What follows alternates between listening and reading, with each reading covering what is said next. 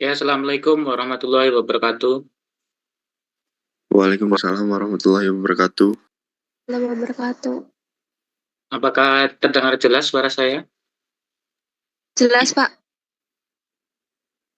Oke ya, kita pertemuan 12, berarti 3 pertemuan lagi kita UAS ya.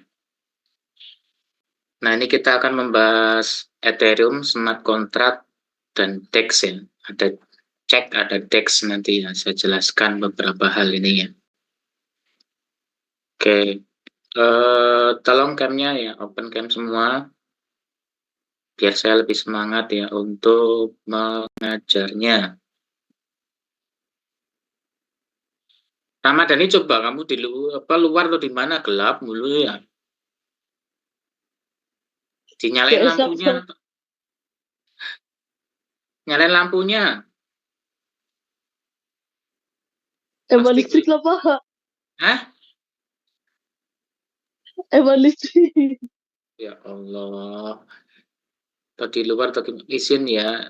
Pak lagi di puskesmas. Oke, Nisa nggak open cam karena lagi di puskesmas. Ayo yang lainnya tolong loh biar semangat saya lo ya.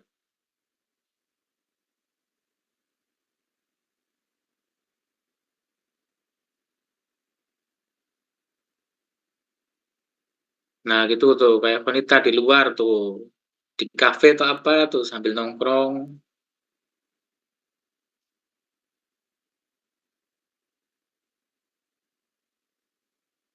Loh, lagi pada pergi, lagi di luar semua ya. Pada sibuk semua.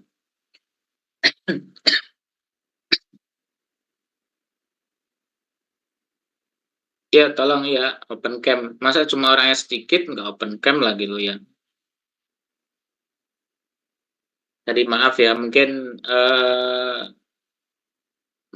hari Senin tuh biasanya memang datangnya pada agak siang ya, yang bagian admin. Jadi makanya Zoom-nya baru dibuka. Oke, jadi perlu kita ketahui satu token yang dibuat setelah Bitcoin itu adalah namanya Ethereum. Nah, Ethereum itu apa sih? Gitu ya. Ethereum ini dia yang bikin itu adalah Vitalik ya. Orangnya ini fotonya ya. Vitalik ini dia mulai sama ya kayak Bitcoin. Bitcoin itu 2009 ya. 2009 itu ada jurnalnya. Nah, Ethereum juga ini pakai jurnal ya. Ada jurnalnya di tahun 2013. Jadi kemudian dia membuat smart contract ya. Kalau di Bitcoin itu belum ada smart contractnya.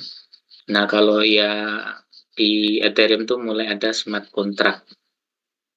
Saat ini sekitar berapa 30-an juta ya. 30-an juta lebih. Itu harga Bitcoin Ethereum, satu koin Ethereum ini. Nah, baru tahun 2015 resmi diluncurkan ya. Kalau Bitcoin kan 2009 jurnalnya, terus kemudian 2008 atau 2009 baru diluncurkan ya. Terus mulai ditambang gitu ya. Nah, Ethereum ini juga pakai proof of work, sama ya. Dia sistem kerjanya adalah nambang juga sama kayak Bitcoin. Bedanya ini lebih cepat ya, terus lebih banyak ya. Kalau Bitcoin kan cuma 7, ini hampir 2 kali lipat ya. Jadi kemarin berapa tuh? 14 atau berapa ya? 14 transaksi per detiknya. Nah, di sini Ethereum ini menjadi koin nomor 2 ya. Di bawah Ethereum tuh muncul token-token lainnya. Contoh di tahun 2000 berapa tuh? Pas corona, zaman corona ada apa? Namanya itu Shiba. Nah, Shiba itu meme coin. Jadi meme coin itu istilah untuk token yang harganya murah sekali ya. Itu naik ribuan persen sampai sekarang menduduki nomor 13 kalau nggak salah ya. Jadi Shiba itu bisa naik tinggi ya. Itu meme coin, salah satu meme coin yang sukses ya. Itu berjalannya bikinnya di Ethereum jaringannya, nama jaringannya. Nah ini bedanya tadi sudah saya bilang bahwa Bitcoin ini dia nggak ada smart kontraknya. Tapi kalau untuk Ethereum ini punya smart kontrak ya.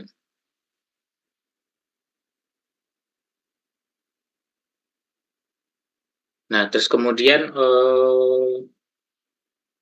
tapi sayangnya biaya biaya transaksinya jadi untuk cost-nya itu lumayan mahal ya, apalagi kalau di jam sibuk.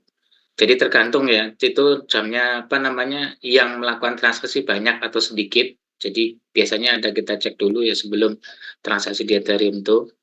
Kalau transaksinya sibuk itu lebih mahal lagi gitu. Contoh saya dulu pernah punya aset berapa ya? Apa Shiba ya, dulu di jaringan Ethereum. Saya simpan di sana untuk pengen dapat bond ya, tapi nggak tahu dapat bond apa enggak, nggak jelas ya. Karena yang saya staking juga nggak terlalu banyak ya. Nah, waktu itu aset saya nilainya itu kalau dirupain sekitar 4 jutaan ya. Nah, terus kemudian karena saya butuh duit, saya cairkan itu untuk gas fee-nya, jadi ongkosnya, biayanya untuk, kan itu harus dikonvert dulu ya. Dikonvert dulu, jadi dirubah ya ke dalam USDT, USDT ya, USDT ya. Itu kan harus dirubah jaringannya ya. Jadi sampai habis biayanya 2 juta. Jadi yang cair itu tinggal 2 juta. Makanya hati-hati kalau main di jaringan Ethereum itu gas fee-nya lumayan tinggi. Nah, itu juga ada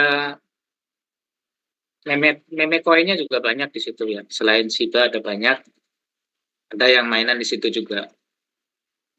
Tapi kalau dulu saya lebih senang mainan di jaringan Binance ya. Jadi BNB untuk main meme coin-nya. Di meme coin BNB banyak tuh.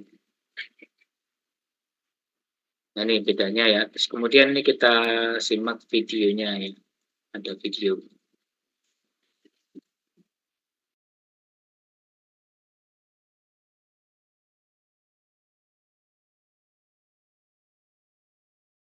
Binance Smart Chain. What is Binance Smart Chain? Oke, ada suaranya nggak? Ada Pak, ada. Oke. Nah, ini kita ngomong BNB ya, Smart Chain nih. In simple terms, Binance Smart Chain, BSC, is a blockchain that runs in parallel with Binance Chain. Binance Smart Chain brings EVM-compatible programmability and native cross-chain communication with Binance Chain, using an innovative consensus of Proof-of-Stake Authority, POSA. In other words, BSC will work in parallel with Binance Chain to enable the creation of smart contracts for tokens on Binance blockchain and to introduce an innovating new staking mechanism for BNB. What is the Proof-of-Stake Authority, POSA? Jadi kita harus tahu token yang kita miliki itu ada di jaringan apa ya. Nah, kalau di BNB itu kan ada 2 tipe pengiriman, bisa BEP2 atau BEP20. Biasanya kalau BEP2 gasnya itu lebih mahal daripada BEP20, biayanya, ongkosnya. Nah itu, jadi kadang salah seperti itu. Contoh misalnya saya punya token Solana, itu kan harusnya ada masuk di jaringan Solana, tapi saya pakai jaringan BEP20. Nah itu hilang tokennya ya, tokennya hilang. Jadi saya dulu pernah gitu istilahnya, karena ya belum tahu kan, nyoba-nyoba. Jadi biasanya kan kalau saya kan istilahnya belajarnya autodidak ya. Jadi nggak ada yang ngajarin, makanya coba-coba, salah ya udah gitu. Hilang gitu. Jadi coba dulu sedikit gitu. Jadi triknya kalau kita punya aset banyak, coba kita kirim dikit dulu. Jadi contoh kalau kita misalnya mainan airdrop ya. Kan kita kadang kan nggak punya modal ya, jadi mainan airdrop, nanti kita biasanya masuknya ke wallet, terus pengen dicairin ke toko kripto misalnya. Sekarang kita kumpulin, Nah, pastikan itu ada di jaringan yang benar gitu ya, agar tidak salah dalam pengiriman. Intinya seperti itu pengalaman saya yang pernah saya alami ya. Nah, ini smart contract tuh apa sih? Smart contract tadi yang banyak kita singgung ya. Jadi itu tuh adalah istilahnya sebuah alamat ya, identitas dari sebuah apa namanya, sebuah alamat, bisa alamat wallet ya, atau alamat token itu sama. Jadi di sini token itu dia punya alamat, jadi bisa kita trace, bisa kita lacak. Ini token ini bener apa enggak gitu. Terus biasanya di situ ada smart kontraknya. Jadi kalau kita bikin sebuah token itu harus ada smart kontraknya. Nah biasanya di situ ada poinnya. Smart kontraknya poinnya berapa? Kalau sering main meme coin, jadi meme coin tuh enaknya ya. Jadi dulu saya waktu itu pernah ikut kayak grup ya, grup Telegram. Jadi di situ ada yang bandarnya. Jadi bandarnya dulu orang Bali ya. Orang Bali mainnya pas waktu zaman Covid tuh. Jadi dia apa dananya tuh miliaran gitu dananya dia. Jadi bikin misalnya ada token baru baru muncul. Biasanya kan kalau meme coin kan harganya 0,000-nya banyak sekali itu. Nah, terus kita disuruh beli dulu. Jadi grup member itu disuruh beli dulu. Ada nggak banyak tuh sekitar 50-an orang ya. Jadi beli, biasanya belinya juga saya nggak banyak, paling cuma $5 gitu. Beli $5, terus kemudian setelah semua member grup itu apa namanya beli, kemudian dia baru beli. Jadi kan langsung naik tinggi itu, kayak tiang gitu. Nah, setelah itu difomoin, jadi kita ke grup-grup yang lainnya, kita fomoin, ini ada token baru loh, ini lagi hype, naik, ayo beli gitu. Jadi dibikin biasanya nggak lama, jadi sekitar 2 jam, atau 1 jam, biasanya kan kita biasa mulai jam 9, jam 10 udah dijual gitu. Nah itu nanti kalau berhasil hype itu kan nanti pada beli ikutan tinggi naik gitu. Nah setelah udah kira-kira sejam kita itu biasanya sudah naik tinggi itu, sudah kill berapa nol depannya gitu. Jadi biasanya gitu sampai 3 sampai kan lumayan tuh dari $5 jadi $50 gitu. Gitu jadi lumayan gitu loh ya. Waktu itu kan cuma karena apa modalnya dikit ya dapatnya cuma dikit, tapi kalau gede ya nanti takutnya longsor hilang gitu. Nah, kalau kita terlambat jual itu ya udah, harganya nanti langsung jatuh lagi gitu loh. Jadi kalau bandarnya udah jual, udah langsung ngedrop lagi tuh harganya gitu. Jadi modelnya mainnya kayak gitu. Makanya di wallet saya ada banyak banget token aneh-aneh nggak jelas. Jadi biasanya kalau token baru tuh nggak ada harganya, nggak muncul di wallet. Jadi belum muncul di wallet harganya, tapi di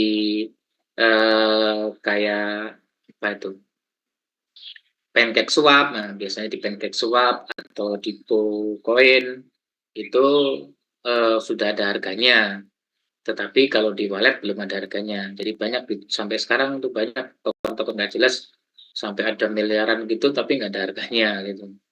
Tapi nggak tahu kalau dijual gitu loh ya. Jadi nanti akan muncul kalau dijual muncul harganya berapa. Nah, ini makanya sistemnya smart contract. Jadi yang di-share itu smart contract-nya. Sebuah token itu pasti ada smart contract-nya. Alamat dompet kita itu juga namanya termasuk smart contract. Jadi bisa di-tracer ya. Nah, intinya sih seperti itu ya. Nah, kelebihannya smart contract itu pertama itu aman ya, karena desentralis ya. Desentralis itu jadi sesuai dengan jaringannya gitu loh ya. Jaringannya kalau di BNB ya BNB, jaringannya di Ronin ya Ronin, jaringannya di Ethereum Ethereum gitu, smart contract gitu. Tapi dasarnya smart contract itu awalnya dari Ethereum. Jadi kalau kita mau bikin ada bahasa pemrogramannya apa ya? Lupa saya. Nah, jadi ada bahasa pemrogramannya khusus untuk bikin smart contract-nya itu. Terus kemudian transaksinya tuh transparan. Maksudnya transparan tuh apa? Semua bisa tahu gitu loh ya. Jadi ada kita kan masuk ke smart kontraknya si token, jadi bisa tahu siapa yang beli, siapa yang jual. Makanya kalau ada token baru atau apa lagi FOMO gitu, kita cek di situ ada pausnya enggak? Kan bisa kelihatan dari itu pausnya. Holdernya itu paling besar berapa gitu. Biasanya kalau ada pausnya tuh nyampe 10% dia pegang sendiri tokennya. Nah, itu paus gitu loh ya. Biasanya modelnya istilahnya paus gitu dia. Dia yang bandarnya gitu. Jadi banyak token-token itu yang di-up oleh bandar. Kayak contoh Shiba itu salah satunya ya. Awalnya cuma kayak gitu, di-up tapi ternyata yang ikut malah banyak sekali gitu karena kan waktu corona masih banyak yang nganggur di rumah ya, jadi bisa langsung naik tinggi gitu loh. Oke, terus kemudian juga eh, akurasinya juga tinggi karena kan udah jelas token apa alamatnya di situ, tokennya itu gitu. Terus kemudian juga biaya transaksinya nggak terlalu gede gitu loh ya. Kalau kita apa ya, tapi tergantung tadi jaringannya juga sih, kalau di Ethereum juga tetap gede gitu, walaupun pada smart contract. Nah, kekurangannya di sini belum ada regulasi yang ngaturnya.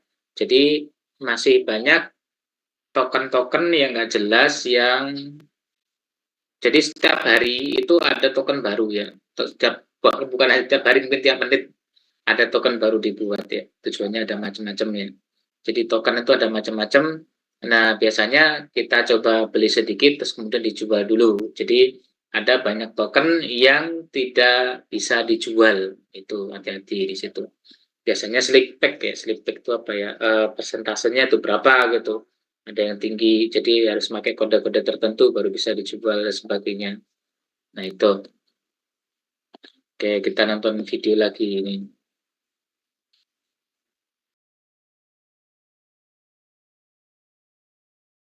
Masih ingat jelas lah ya kejadian bangkrutnya FTX dan si SBF yang nilep duit deposit penggunanya.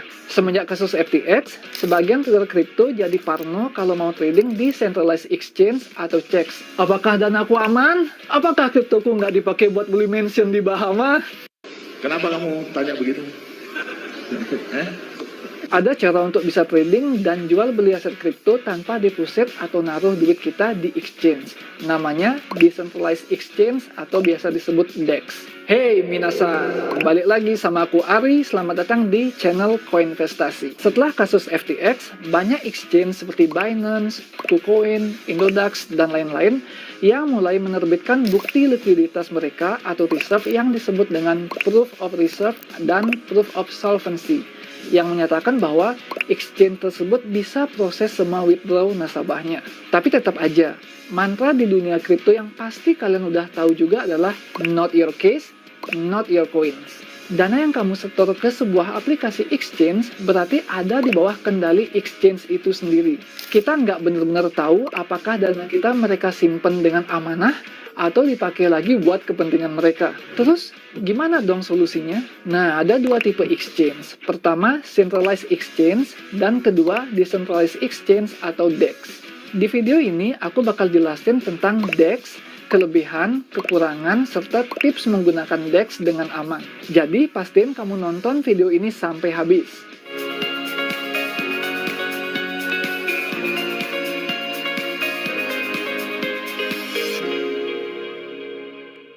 Kalau masih bingung mana nih yang CEX dan mana nih yang DEX. CEX itu contohnya ada Binance, Indodax, Pintu, ya dan lain sebagainya. DEX itu ada contohnya Uniswap, PancakeSwap, SushiSwap. Pokoknya yang namanya ada swapnya hampir pasti itu DEX. Selain perbedaan nama, apa sih sebenarnya yang membedain antara CEX dan DEX? Meski sama-sama berupa exchange untuk jual beli kripto, ada beberapa poin perbedaan antara CEX dan DEX. Pertama, yaitu hak kendali dana. Pada CEX, biasanya jual beli aset kripto berdasarkan order book dan tercatat pada sebuah server terpusat. Sebelumnya, order book itu adalah sebuah list kumpulan pesanan jual beli. Kamu bisa bayangin order book itu kayak antrian. Order dengan harga beli lebih murah dari harga sekarang bakal ngantri di order book. Begitu juga dengan order dengan harga jual lebih mahal dari harga sekarang.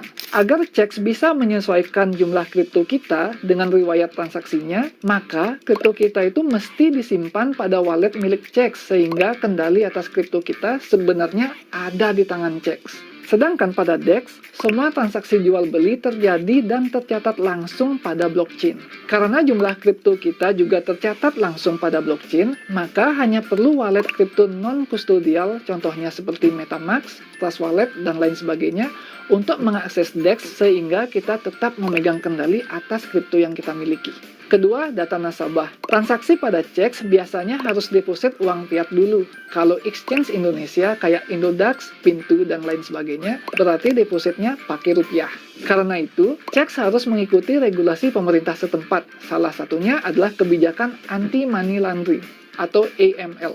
Dari kebijakan ini, CEX perlu menerapkan Know Your Customer atau KYC yang mengharuskan pengguna untuk upload data diri untuk mengetahui identitas nasabah demi menghindari pencucian uang. Pada DEX, dasarnya tidak melibatkan uang fiat sehingga tidak mengikuti aturan kebijakan keuangan. Jadi, nggak diperlukan untuk mengunggah data diri. Terlebih lagi, DEX dapat diakses dengan hanya menggunakan wallet kripto tanpa perlu KYC. Ketiga, ada likuiditas. Likuiditas dalam kripto itu simpelnya adalah tolok ukur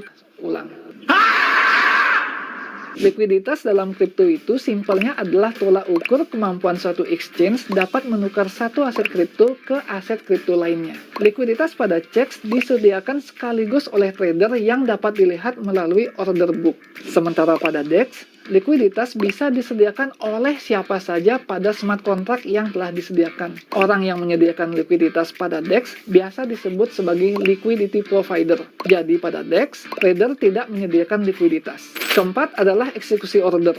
Sebuah order dapat tereksekusi pada CEX jika terdapat order book yang match antara penjual dan pembeli. Jadi, pembentukan suatu harga kripto pada CEX berdasarkan pada order book. Sebuah order tidak dapat tereksekusi pada CEX jika tidak ada order book yang match. Pada DEX, terdapat mekanisme bernama Automated Market Maker atau AMM, yakni eksekusi order berdasarkan perintah smart contract dengan likuiditas diambil dari liquidity pool yang disediakan oleh liquidity provider. Jadi, sebuah order tidak dapat tereksekusi pada DEX jika tidak ada liquidity pool. Sekarang aku bakal bahas kelebihan dari menggunakan DEX. Dari perbedaan yang sudah dijelaskan, terdapat beberapa kelebihan dari DEX.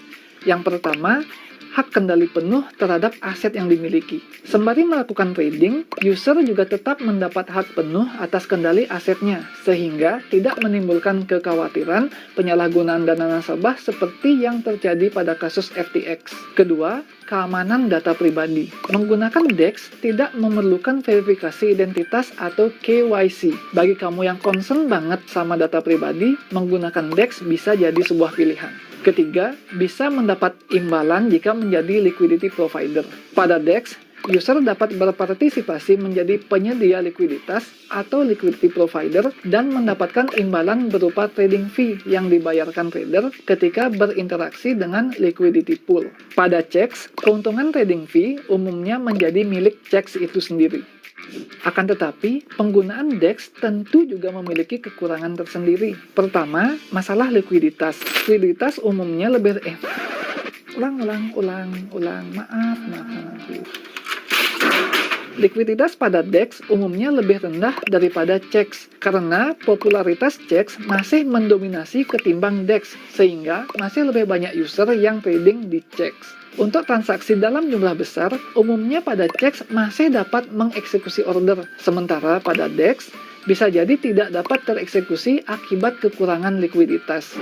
DEX yang populer dengan likuiditas yang cukup tinggi ada Group Finance dan juga PancakeSwap. Kedua, fitur yang masih belum lengkap. CEX biasanya menyediakan berbagai fitur dalam satu tempat atau all-in-one, sementara DEX umumnya tidak all-in-one. Misal, Binance menyediakan marketplace NFT, staking, spot, margin, dan futures trading. Sementara DEX seperti Uniswap contohnya, hanya tersedia swap atau spot trading dan tidak ada fitur futures dan lain sebagainya. Ketiga, listing token yang tidak terkurasi. Semua orang dapat membuat token dan mendaftarkannya pada DEX. Entah itu token yang legit atau yang berpotensi scam. Jadi, trading pada DEX harus ekstra hati-hati. Menggunakan DEX juga punya risikonya tersendiri, seperti kegagalan smart contract jadi bisa dihack atau kegagalan teknis lain yang menyebabkan DEX tersebut dapat dieksploitasi. Maka dari itu, ada beberapa tips yang mungkin bisa kamu perhatiin ketika transaksi di DEX.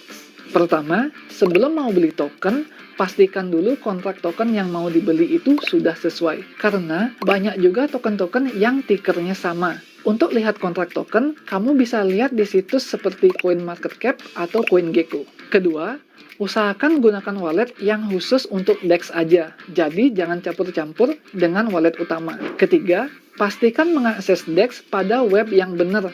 Hati-hati terhadap web phishing. Takutnya, ketika kamu berinteraksi dengan web phishing, yang ada malah saldo wallet kamu yang terkuras. No.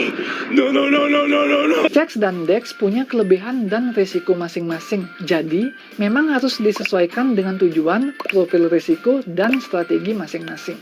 Dan yang pasti, harus melakukan riset sebelum memutuskan mau pakai platform atau aplikasi exchange yang sesuai buat kamu. Mungkin buat orang yang pengen transaksi pakai fiat biar gampang, dan perusahaan terregulasi bakal lebih milih di CEX. Tapi, buat yang pengen explore banyak token-token baru, dan benar-benar punya kontrol penuh atas aset kriptonya, mungkin lebih milih DEX.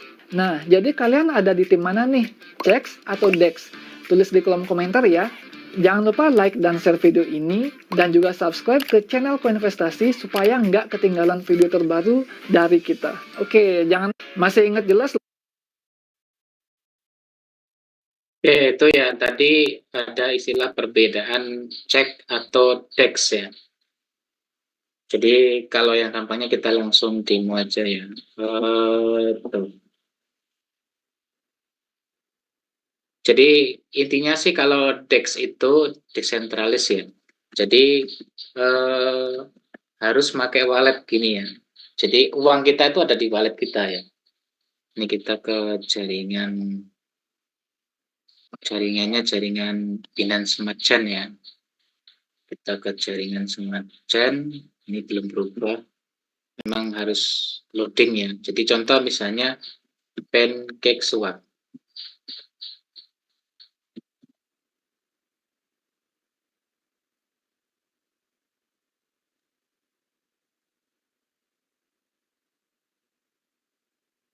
PancakeSwap Finance. Jadi biasanya yang tag ini ada di PancakeSwap.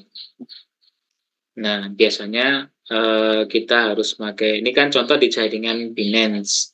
Jadi kita harus pakai wallet kita juga di jaringan Binance.